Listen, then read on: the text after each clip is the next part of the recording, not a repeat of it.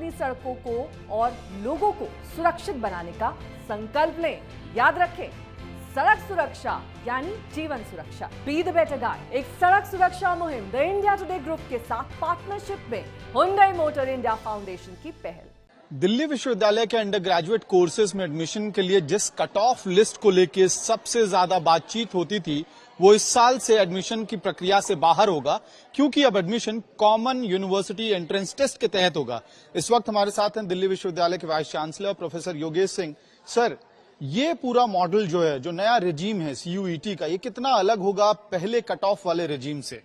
देखिए, पहला जो कट ऑफ वाला सिस्टम था वो +2 के मार्क्स के बेस पे होता था, तो उसमें आपकी जो परफॉर्मेंस है आपके बोर्ड पे भी डिपेंड करती थी। जो लीनियंट बोर्ड है उसके बच्चों को थोड़ा ज्यादा एडवांटेज होता था, स्ट्रिक्ट बोर्ड वालों को थोड़ा कम होता था, और जो मॉडरेट बोर्ड वाले हैं उनको थोड़ा एक बराबर कैसा रहता था। लेकिन इसके अंदर क्या है कि ये +2 के मार्क्स की बजाय अब ये सिस्टम बदल गया है। ये सिस्टम होगा CUET के परफॉर्मेंस के हिसाब से। एक स्टूडेंट को मैक्सिमम 6 सब्जेक्ट आप ले सकते हो जो आपने 12th में पढ़े हैं, उसके हिसाब से देंगे तो 12th के मार्क्स से अब ये CUET के मार्क्स में रिप्लेस हो जाएगा। और सभी सब्जेक्ट का क्योंकि परसेंटाइल निकलेगा, तो चाहे आपने हिस्ट्री से दिया है, चाहे फिजिक्स से दिया है, चाहे केमिस्ट्री से दिया है, लेकिन उसमें कोई वेरिएशन नहीं आएगा, क्योंकि सबको परसेंटाइल में पहले कन्वर्ट किया जाएगा, बाद में मेरिट बनेगी। मैं समझता हूँ बहुत अच्छा सिस्टम है, फेयर सिस्टम है, ट्रांसपेरेंट सिस्टम है, और स्टूडेंट्स के हित में है।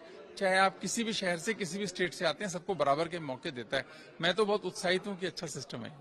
आप कह रहे हैं कि 12वीं का जो नंबर है वो CUET के परसेंटाइल से रिप्लेस हो जाएगा, लेकिन क्या कुछ तैयारियां करनी पड़ेंगी, क्योंकि बच्चों को भी प्रेशर होगा ऑफलाइन एग्जाम का, उसके साथ एक और परीक्षा आ गई है?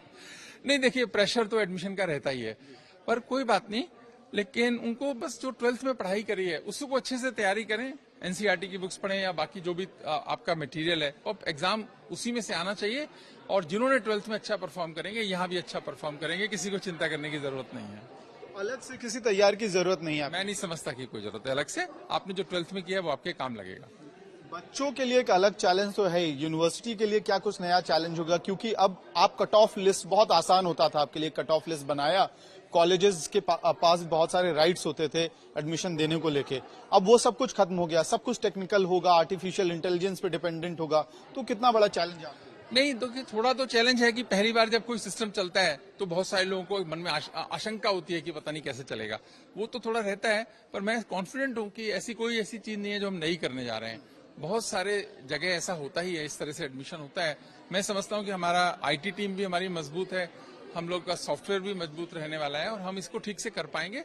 हर एक को अपनी परफॉर्मेंस के हिसाब से, अपनी चॉइस के हिसाब से इंस्टीट्यूशन मिलेगा, और ऑप्शन भी जितने तरह के हैं, अगर आपने एक बार आपने ऑप्शन भर दिया और लगा कि मेरे ठीक नहीं है, नेक्स्ट राउंड में आप उसको बदल भी सकते हो। कितनी बार अमेंडमेंट कर सकते हैं? ऐसा है कि अभी तो हमने तय नहीं किया कि कितनी बार राउंड होंगे, क्योंकि वो एक्सपीरियंस बताएगा। कम से कम 2-3 राउंड तो करेंगे ही, और हर राउंड के बाद आपको ऑप्शन देंगे हम चेंज करने का। सर, एक और सवाल ये है कि पहले कई दफा कट ऑफ्स आते थे, फर्स्ट कट ऑफ से लेके 6-7 कट ऑफ तक कई कॉलेजेस के चले जाते थे।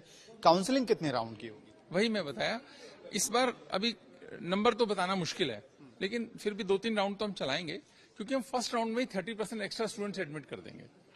तो उससे क्या होगा, हमारे को एक बफर स्पेस मिल जाएगा, और अगर 30% से ज्यादा वैकेंसी होती है तो नेक्स्ट स्टूडेंट आगे जाएगा। तो उस पर अभी हम मॉडलिटीज वर्कआउट कर रहे हैं। जब काउंसलिंग डिटेल हम निकालेंगे यूनिवर्सिटी वेबसाइट पे, तो सबको क्लैरिटी आ जाएगी। इसमें किसी को घबराने वाली बात नहीं है। एक आखिरी सवाल सर, पिछले साल हमने कंट्रोवर्सी देखी थी कि सर्टेन स्टेट्स और सर्टेन बोर्ड्स का बहुत डोमिनेंस हो रहा था कुछ स्पेसिफिक दिल्ली यूनिवर्सिटी के कॉलेजेस में, तो आपको लगता है कि वो जो डोमिनेंस था वो CUET के रेजिम में खत्म हो जाएगा? मैं ऐसा मानता हूं कि वो अब खत्म होगा, क्योंकि एक ही एग्जाम है, एक ही समय पे सारे देश में लोग देंगे। और ये ठीक है कि अलग अलग टाइमिंग्स होंगे, क्योंकि बहुत बड़ा देश है, ऐसा नहीं हो सकता कि एक ही दिन में सारा एग्जाम हो जाए।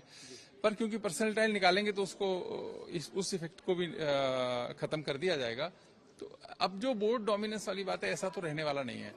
और जो बच्चे स्ट्रिक्ट बोर्ड से आते हैं उनको थोड़ा फायदा होगा इसमें, कि अदरवाइज बोर्ड स्पेसिफिक काफी हो गया था। डेटा तो 5 साल का हमने देखा, तो वो काफी बोलता है इस बात को कि जो लीनियंट बोर्ड के बच्चे हैं उनको ज्यादा फायदा हो रहा था, और जो स्ट्रिक्ट बोर्ड हैं उनके बच्चों को उतना फायदा नहीं हो रहा था, तो कम से कम सबको एक ही मिलेगा, जो जितनी मेहनत करेगा उसको उतनी जगह मिलेगी।